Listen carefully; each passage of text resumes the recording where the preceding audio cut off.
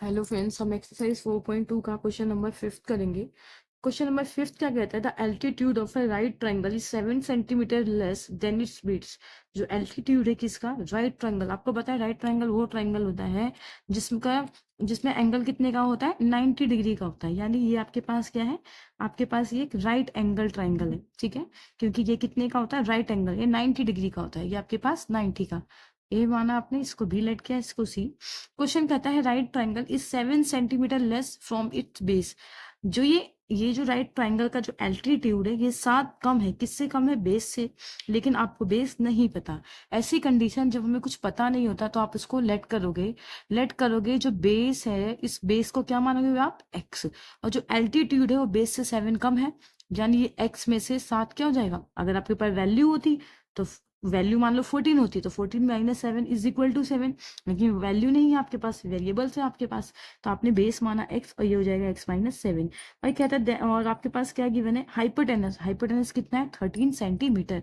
आपसे पूछ बोला है आपको अदर टू साइड इनकी निकालनी है, ठीक है। तो आप लेट करोगे। सबसे पहले आप क्या करोगे? लेट करोगे जो बेस है उस बेस को क्या मानोगे आप? x, ठीक है। बेस के बाद आपका जो एल्टीट्यूड होगा, एल्टीट्यूड कितना होगा? बेस से 7 कम है, x माइनस 7, ठीक है। और जो हाइपोटेनस है वो आपको गिवन है। हाइपोटेनस कितना गिवन है? हाइपोटेनस आपके पास है कितना? 13 सेंटीमीटर। अब आप क्या करोगे? अकॉर्डिंग टू क्वेश्चन आप इसमें यूज करोगे। आपको ये पाइथागोरस थ्योरम लग रही है, ठीक है। तो आप यहाँ पे लिखोगे बाई, आप यहाँ पे लिखोगे पाइथा, ठीक है, गोरस,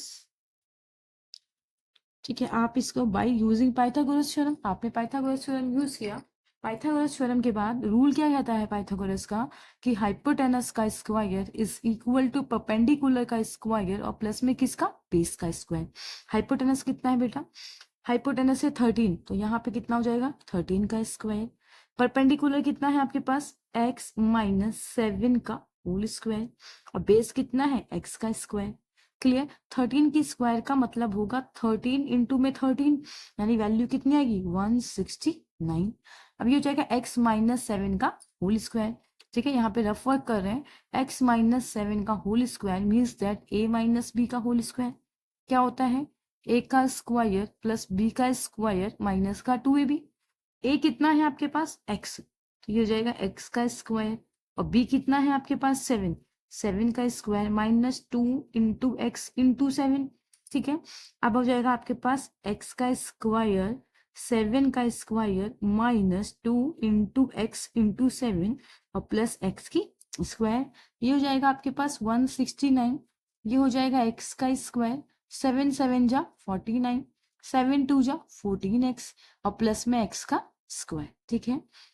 169 इज इक्वल टू 1x और 1x कितना हो जाएगा? 2x की स्क्वायर प्लस में 49 माइनस 114x।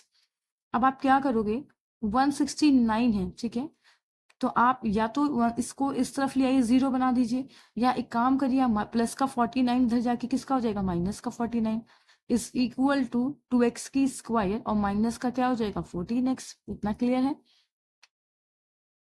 169 माइनस का 4x, 2x की स्क्वायर माइनस 9 में 9 गया 0, 6 में से 4 गया 2, ये हो जाएगा 1। ये हो जाएगा 2x की स्क्वायर माइनस का 14x। अब आप एक काम करिए, 2x की स्क्वायर माइनस का 14x और प्लस इधर जाके किसका हो जाएगा? माइनस का, ठीक है।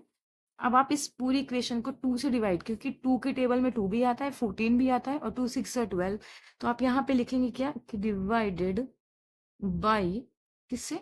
2 से। तो 2 से डिवाइड कर दीजिए। तो 2 से डिवाइड का मतलब है पूरी इक्वेशन को आपने 2 से, यानी 2x की स्क्वायर को भी आपने 2 से डिवाइड किया, 14x की को भी आपने 2 से और 120 को भी 2 से।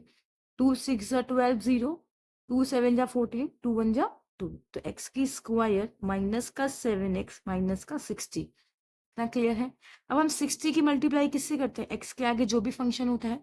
तो आपने क्या करना है? सबसे पहले अब आपको क्या करना है? आपने क्या किया?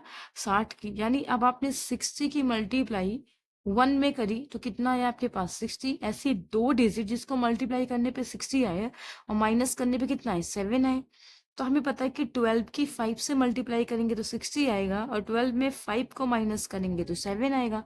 तो आप क्या करते हो, फर्स्ट को एग्जिट डायरेक्ट करते हैं। 12 देखो माइनस का साइन है, तो ऐसी सिचुएशन में आप जो बड़ी संख्या है इसको कर दोगे माइनस का, और जो छोटी वाली संख्या है उसको किसको कर दोगे, प्लस का। और -60 इज इक्वल टू 0, क्योंकि देखो 12 5 से 60, और 12 में से 5 जाएगा 7, और बड़ी संख्या किसकी है, माइनस की है। पहले दो को एक ब्रैकेट में और लास्ट के दो को एक ब्रैकेट में, ठीक है। फर्स्ट टू को एक ब्रैकेट में और लास्ट के टू को एक ब्रैकेट में। तो एक्स की स्क्वायर माइनस का 12x एक ब्रैकेट में, और प्लस में आप क्या करोगे, 5x -60 को एक ब्रैकेट में। अब आपने क्या करना है, कॉमन, ये x की स्क्वायर है और ये आपके पास क्या है, x है। ऐसी सिचुएशन में आप x को ले लोगे कॉमन, तो हो जाएगा x माइनस का 12, और प्लस क्या कॉमन, ये 5 है, और 5 की टेबल में 60 भी आता है, तो आप 5 कॉमन लो, 5 1 जा 5, यहाँ से 5 1 जा 5, एक बचा 10 में, 5 2 जा 10। इन दोनों को आपको वन टाइम लिखना होता है। ये हो जाएगा x माइनस का 12 और बचे हुए वन टाइम, ठीक है। तो अब इनको 0 के इक्वल, x -12 बराबर 0, x + 5 बराबर 0, तो माइनस वहां जाके किसका हो जाता है, प्लस का, ठीक है। और ये प्लस उधर जाके किसका हो जाएगा, माइनस का। तो आप माइनस की वैल्यू तो कंसीडर ही नहीं करते, ठीक है। यानी आपके पास x की वैल्यू कितनी आएंगे, x की वैल्यू कितनी है आपके पास, 12।